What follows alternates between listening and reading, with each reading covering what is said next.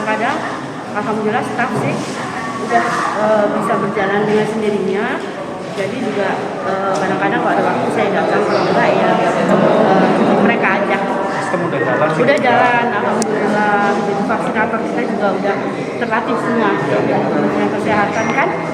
Karena vaksinasi COVID sama yang biasa tuh lain. Jadi vaksinatornya pun harus dilatih dulu oleh Kemenkes, ya bagaimana nanti cara mereka melakukan screening, lalu memasukkan ke piker kalau sudah selesai melakukan vaksinasi. Jadi tidak bisa orang yang belum dilatih melakukan vaksinasi ini, hanya menyuntik saja tapi tidak bisa melakukan administrasi, nggak ada gunanya. Gunanya ya Bu, untuk khusus untuk ini ya Bu. Terus bunda sendiri artinya kan dengan adanya jalan sambil lihat ya. Iya. Adanya kondisi kayak begini, kita juga dituntut sehat juga dong, ya kan? Ya, sehat. Ya. Dan itu gimana? Yang vitalitasnya, gimana kerja, gimana? Belum lagi di kontak-kontak. Ini gimana? Duduk dulu ya. Iya. Yuk, sampai duduk deh. Gimana? Kalau bunda sendiri jaga vitalitas gimana?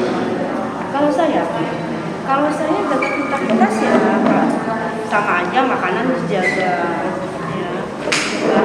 Makanan kita jaga juga. Kita harus ya tetap aktivitas fisik harus kita lakukan. Jadi makanan, aktivitas fisik, beribadah itu harus semua. Jadi tidak terlepas dari memang kita minta kepada Allah semuanya agar ini bisa berjalan dengan baik untuk kehidupan kita. Pandemi juga bagaimana kita bisa bantu menyelesaikan menjadi endemi, karena pandemi nggak bakal hilang tuh Mas, jadi bakal ada jadi nanti endemi.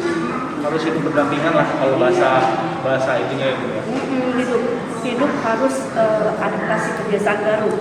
Kita hidup harus seperti pakai masker sudah menjadi lifestyle. Ya kalau keluar rumah nggak pakai masker kayaknya kok nggak enak. Makanya kadang-kadang saya risih juga melihat kok banyak masih yang nggak pakai masker ya, padahal kita tahu COVID itu ada, itu loh ya, kan hoax. COVID itu ada, kalau emang nggak ada, nggak mungkin ada orang yang sakit akan sampai meninggal.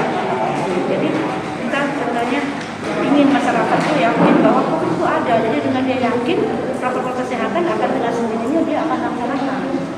Mengejar vaksinasi juga itu kan hal yang penting. Ya, karena vaksinasi itu memang nggak bisa untuk mengkat COVID tidak masuk virusnya. Tapi kalau dia masuk, antibodinya sudah kuat dan ada, itu insya Allah gejalanya ringan bahkan tidak ada gejala. Iya itu. Ini dari tadi begitu sampai ketemu Bunda langsung serius nih ngomongnya nih gara-gara COVID. Kayaknya serius kan. Padahal Bunda ini saya kenal banget orangnya yang benar-benar santai. Iya. Jadi ini jadi serius gara-gara COVID. Ya, kalau nggak serius menangani pandemi ini nggak bakal selesai Mas. Jadi harus serius. Iya. Jadi kita harus betul-betul, tapi tidak berpanik ya, karena panik bisa menurunkan imunitas. Tapi sempat panik nggak sebelum ini? Ya, awal-awal dulu. Ya, kalau dibilang kalau nggak bilang panik itu bohong ya. Pasti ada panik. Tapi kita akhirnya kita punya healing sendiri lah. Nah, ya gimana caranya untuk menghilangkan luka di hati ya healing itu kan ada dua, baik jasmani maupun rohani. Nah jadi akhirnya tetap kembali kepada yang di atas. Healing saya tetap minta kepada yang di atas ya, terus juga meningkatkan kesabaran, karena tentu dalam keadaan pandemi semua panik, media pun kadang menghujat loh. Ya, media pun kadang menghujat, jadi ya menambah tapi tetap positif thinking. Itu yang saya karena masalah itu pasti akan selesai insya Allah. Siapa yang akan menyelesaikannya? Ya pasti dengan tangan-tangan Allah juga. Jadi kita tetap harus berdoa kepada Allah nanti memberikan jalan keluarnya seperti apa yang akan kita lakukan.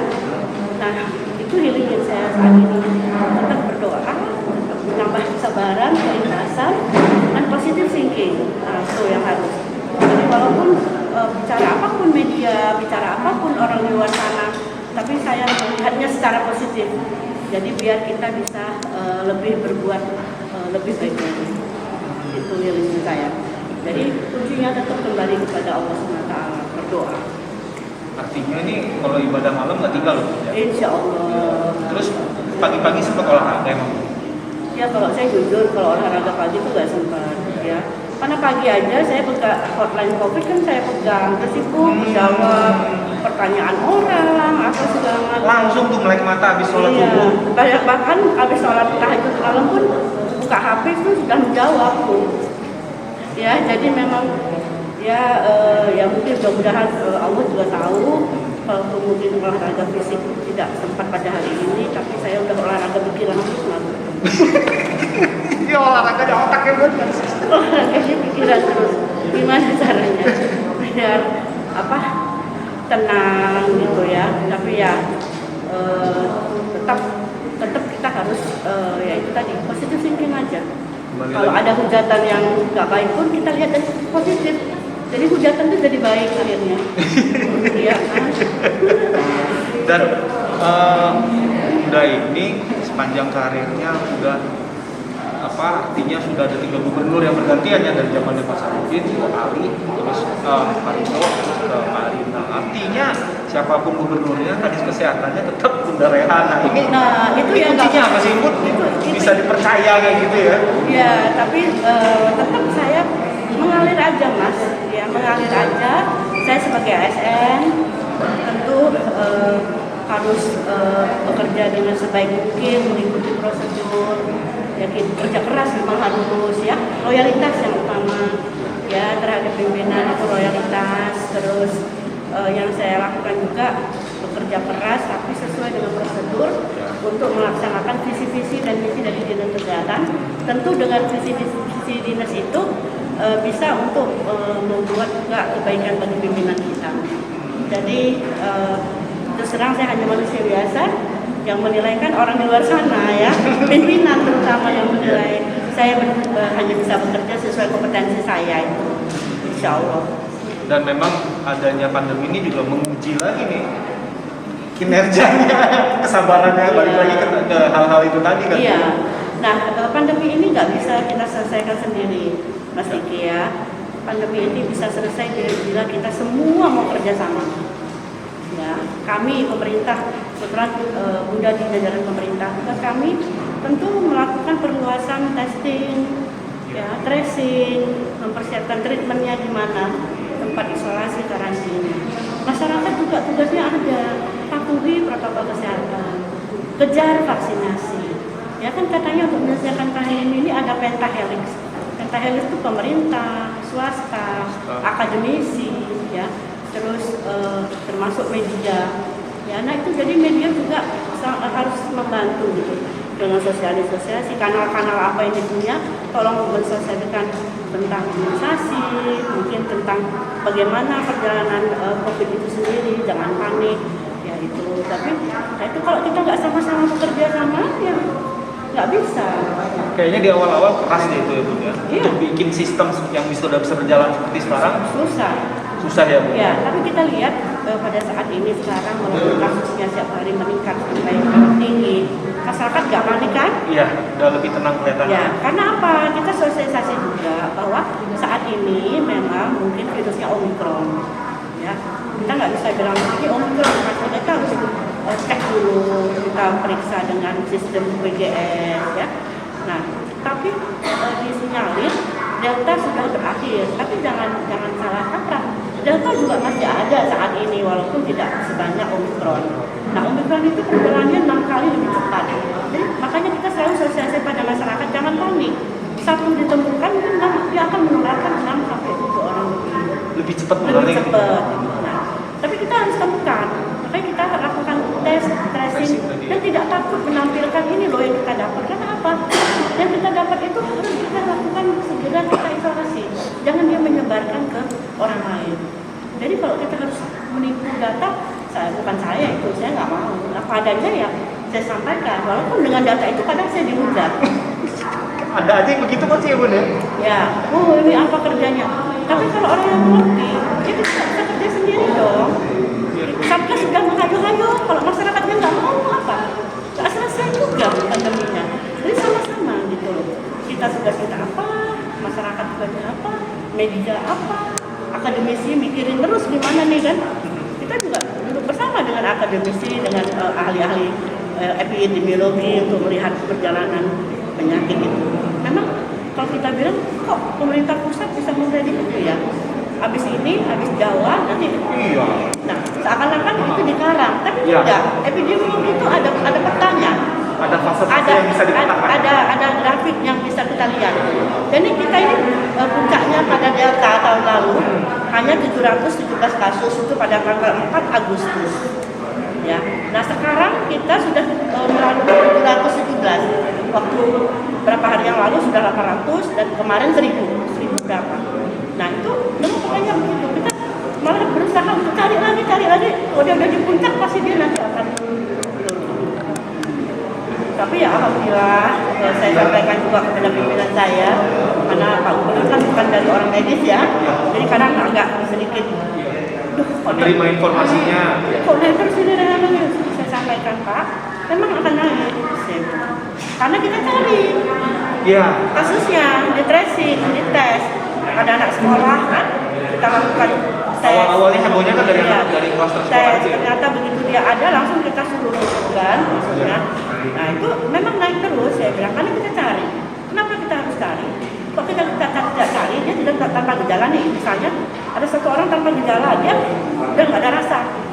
Ketemu teman-temannya yang lain, yang tiba-tiba temannya itu ternyata antibodinya lemah, dia punya komorbid, yang ini nggak apa-apa, yang itu positif tapi Berdrop. Nah itu yang harus kita cari, langsung kita lakukan isolasi.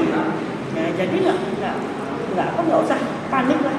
Yang penting rumah sakit kita tidak penuh, oksigen kita cukup. Oke. Ya. Terus apalagi satu lagi obat-obatan kita ada. Ntar dulu dong, bor sekarang di Lampung masih 28%.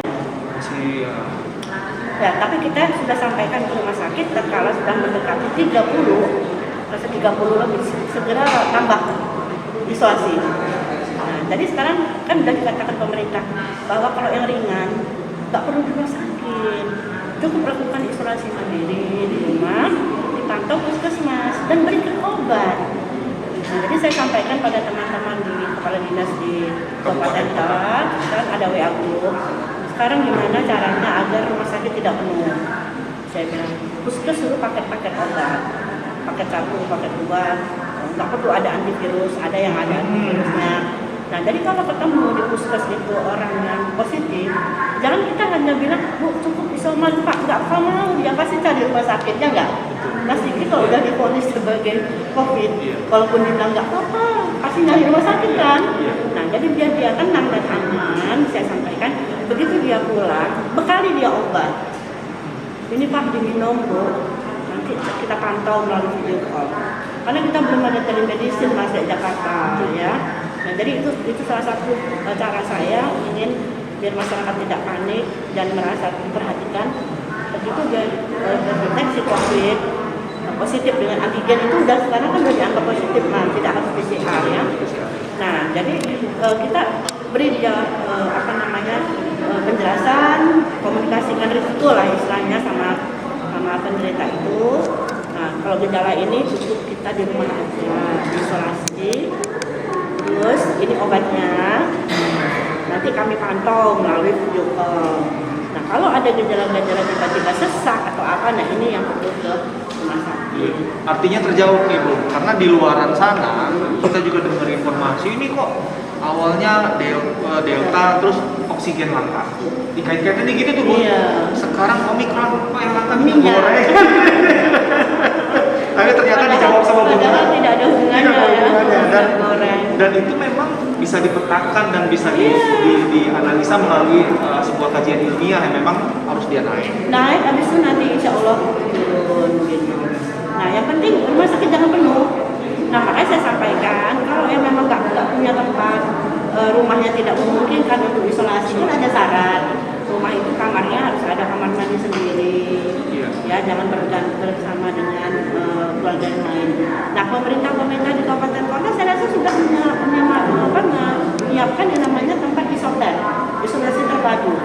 Nah jadi silakan ada di Islamic Center, ada di sekolahnya di daerah-daerah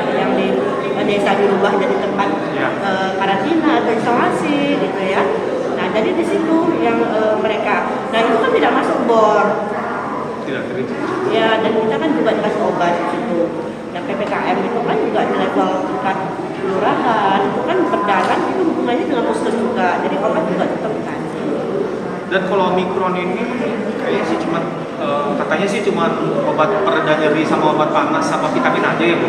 Ya, kalau Omikron itu obatnya sesuai yang keluhan.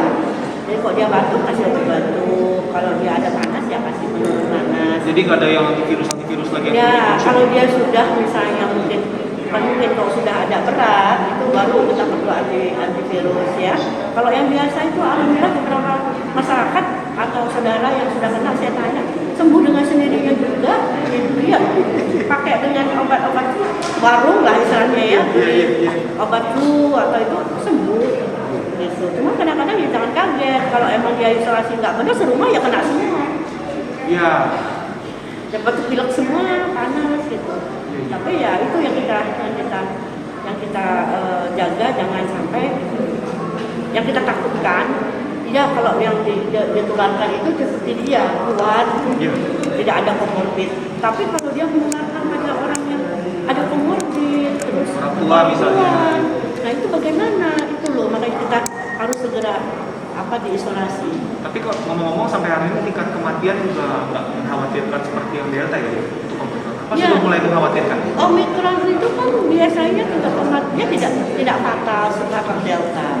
Ya, yang membuat fatal itu ada komorbid. Komorbid itu. Jadi kemarin juga kami zoom sama kementerian, tolong dipisahkan. Kalau meninggalnya karena sakit jantung, kebetulan dia positif ada COVID, jangan meninggal karena COVID. Tapi bagaimana gitu ya? Bagaimana kita mengatakan bahwa ini meninggal karena jantung? Akhirnya dibalik COVID karena ada komorbid. Sebenarnya kementerian maunya jangan dibilang COVID-nya dulu, karena kan orang semua masuk rumah sakit sekarang walaupun dia tidak mengeluh seperti COVID pasti di swab kan. Itu syaratnya untuk melokalisir wilayah itu. Nah, jadi jangan dia masuknya karena jantungnya, apa karena ginjalnya, atau karena apa. Nah kebetulan di tes di sana dia positif, langsung fit. Nah kalau kita sekarang COVID dengan komorbid, kalau kementerian tuh maunya gimana cara kita membuat sakit yang utama itu dulu baru positif COVID gitu. Iya. Tapi ya sulit ya, dan sulit juga dengan nanti penggantian dari pemerintah. Kalau nggak ada COVID, pemerintah nggak mau ganti. Nah, kan Ya kan pada dia sudah memberi pengobatan terapi pakai antivirus segala macam. Tapi karena tidak disebutkan bahwa dia COVID, ya mungkin dianggap pasien umum. Iya.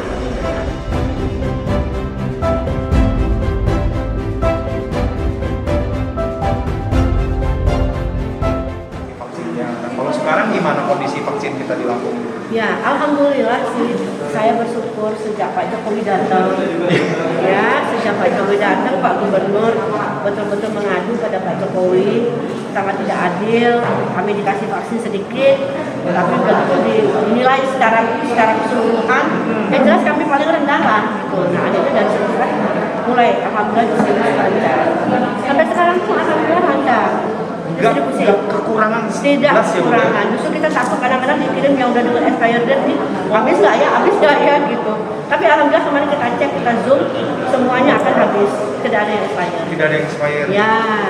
Dan saya juga dengar belakangan ini mulai banyak karena udah pada divaksin, jadi sekarang petugas malah sulit nyari yang mau vaksin ini.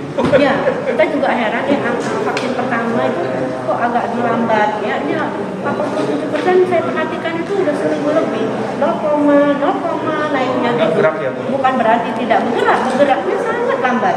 Iya. Gitu. Malah justru vaksin kedua yang agak cepat bergeraknya. Iya. Ya, jadi mungkin itu tadi saya ingin juga menyampaikan melalui kanal ini, jangan beranggap satu kali vaksin itu sudah cukup. Jadi takutnya ada yang udah divaksin menganggap satu kali itu sudah mencukupi untuk tubuh dia. Belum. Jadi tolong habis 1 sebulan lagi carilah tempat untuk vaksin kedua.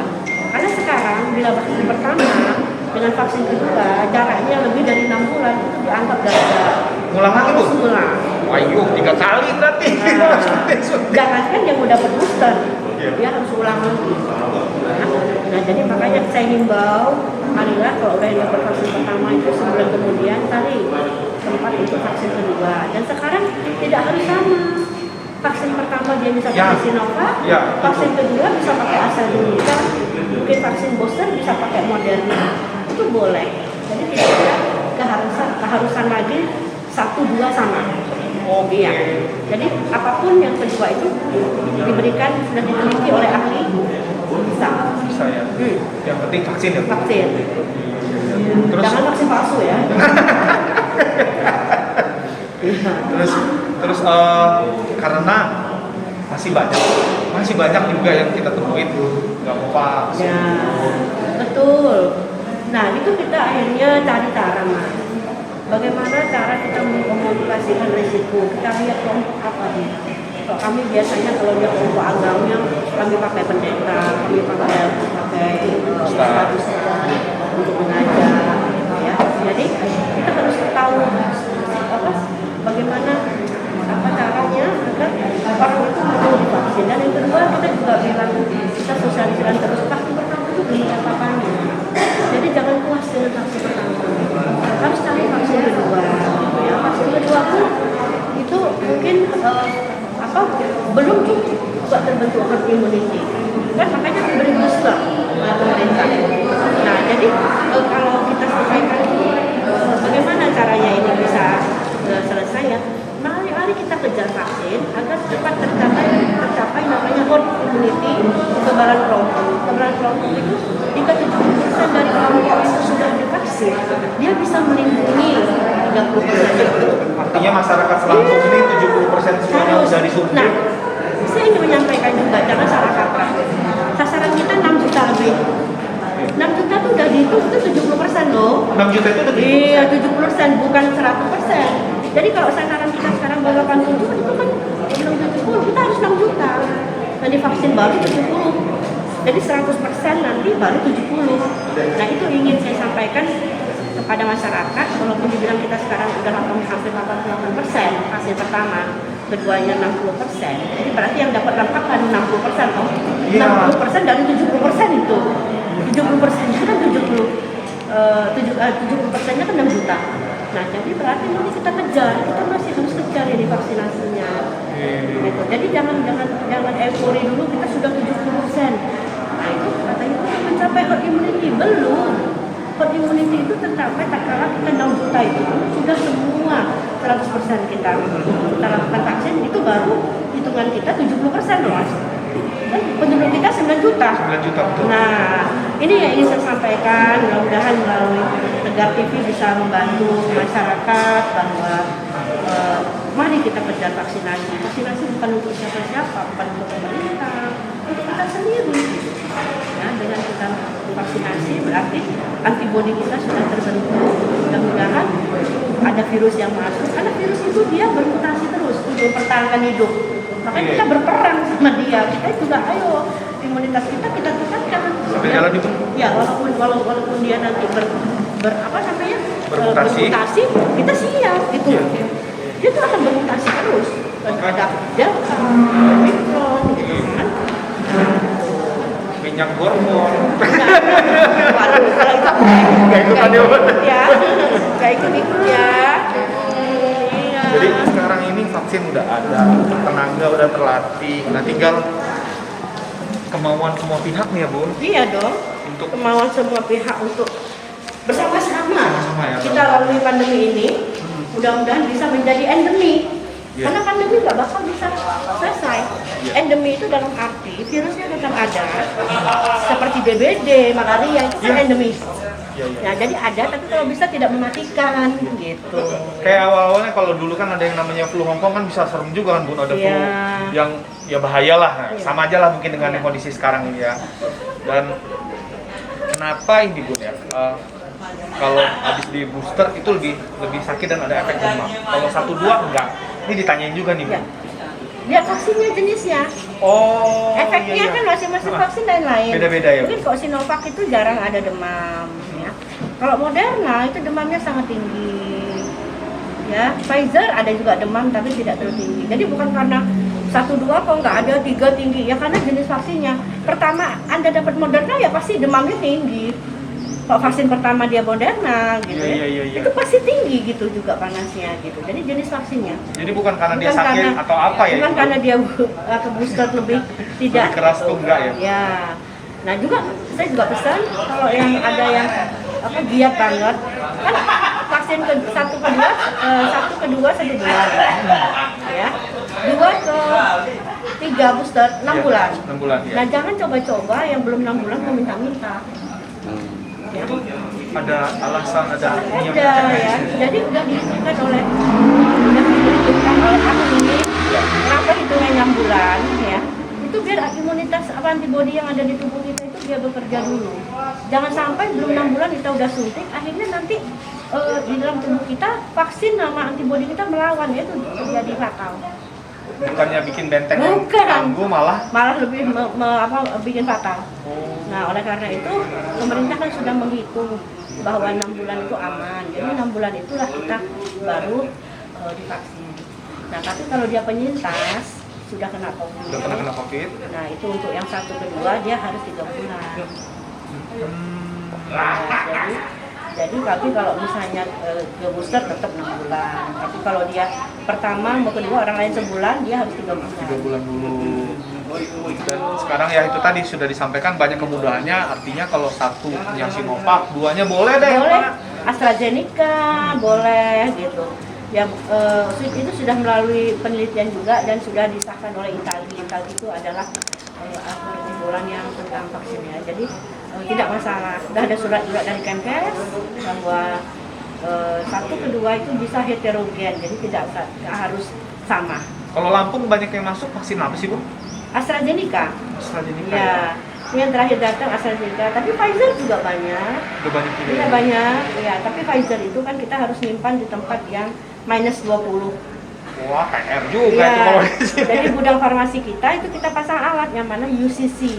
Jadi untuk biar kondisinya tetap di bawah -20 vaksinnya. Nah, jadi oleh karena itu kabupaten kota juga kalau dia mengambil mau nyuntik Pfizer, dia harus tahu dulu sasarannya. Karena satu itu harus habis karena begitu dia keluar dari gudang farmasi itu expirednya udah 24 jam udah expired. Harus segera digunakan. Ya, tapi kok dia di dalam gudang tetap di dalam gudang yang -20, expirednya sesuai dengan yang ditulis di botol vaksinnya.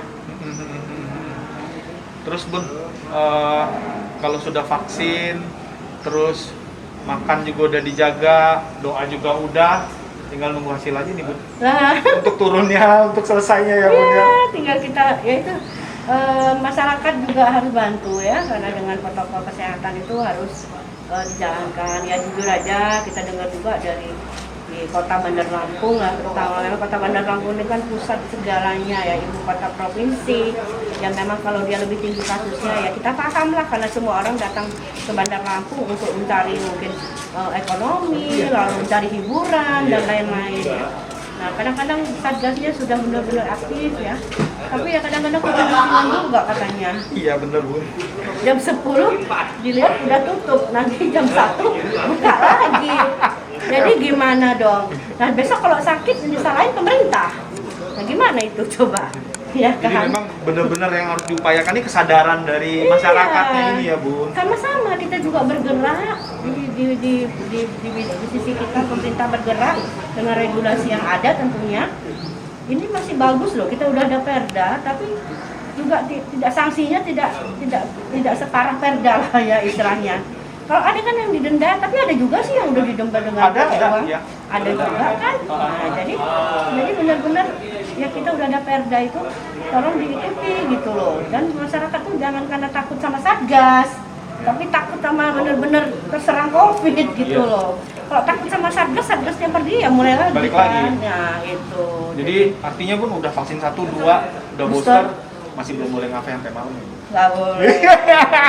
Kecuali nanti pemerintah sudah mengumumkan bahwa pandemi selesai dan menjadi endemi. Nah itu mungkin kita baru bebas bisa seperti dulu lagi lah ya, mungkin mau aktivitas gitu. Tapi kalau saat ini mohon dipatuhi dulu, karena semua aturan yang dibuat itu ada untuk masyarakat, bukan untuk pemerintah gitu. Ya kita juga nggak mau kadang-kadang wah ini mau lebaran nanti susah mau mudik apa segala. Kita juga pengen mudik loh, ya bukan nggak pengen mudik gitu ya. Cuman bagaimana situasi ya seperti ini gitu. Jadi mohon sama-sama mengerti gitu, jangan hanya kok pemerintah aja sepertinya yang harus bergerak, tapi masyarakat diajak kadang-kadang juga masih enggan, itu kan susah kita untuk selesai.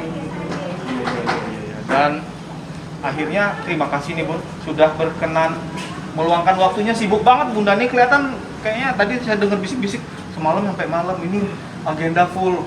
Luar biasa lah, fisik dan pengabdiannya memang TOV BGT. Pokoknya ikhlas ya, kerja ikhlas itu yang harus kita lakukan saat ini, ada kerja ikhlas, sabarnya diperbanyak ya, karena benar situasi pandemi ini semua juga harus menghadapi orang yang agak panik ya, itu kita harus jelaskan juga tentu dengan harus kesabaran, yaitu mungkin itu Mas Riki untuk masyarakat. Saya juga ingin menyampaikan protokol kesehatannya deh, tolong terus kejar vaksinasi deh ya, kejar vaksinasi, jangan panik. Vaksin terus ya, protokol dijaga ya Bu. ya, terus kalau nggak perlu nggak usah pergi ke luar provinsi Lampung. Tuh. Ya, karena Emang Bunda nggak keluar nih sekarang? Enggak, Keluar negeri? Enggak, Dulu kayaknya sering keluar negeri. Dulu sering ya. Kalau sekarang benar-benar keluar provinsi aja saya mungkin, aduh nggak, anak di Jakarta juga nggak bisa dilihat kadang-kadang kalau lagi begini ya, sama saling menjaga ya. Jadi mungkin saya lihat orang yang pulang dari luar provinsi itu begitu dia sampai di sini dia ngeluh dites positif pasti. Jadi lebih baik kalau tidak ada kepentingan yang mendesak, lebih baik kita berada di provinsi Lampung saja, atau kalau memang tidak perlu ya mungkin kita di rumah aja. Kalau ada keperluan ya tentu kita harus keluar. Kayak Bunda juga kalau pengen di rumah terus gimana? Susah kan? Nggak mungkin. Harus bekerja, harus mencari solusi-solusi apa yang akan diberikan ini untuk situasi seperti ini, beri masukan kepada Bapak Gubernur sebagai kepala daerah dan sebagai ketua Satgas kan, beliau untuk bisa menyampaikan ke kabupaten kota apa yang harus kita lakukan kalau situasi seperti ini. Baik Bun, terima kasih sekali Bun, tetap sehat dan nggak pernah nyerah kalau Bunda Mas strong. Insya Allah. Aduh, udah lama nggak ketemu Mas Diki. Sekali ketemu nodong. Oke, sampai ketemu lagi dan mudah-mudahan inspirasi buat kita semua, dan ingat jaga protokol kesehatan. Yang belum vaksin jangan kemana-mana. Nongki pamit. Assalamualaikum warahmatullahi wabarakatuh.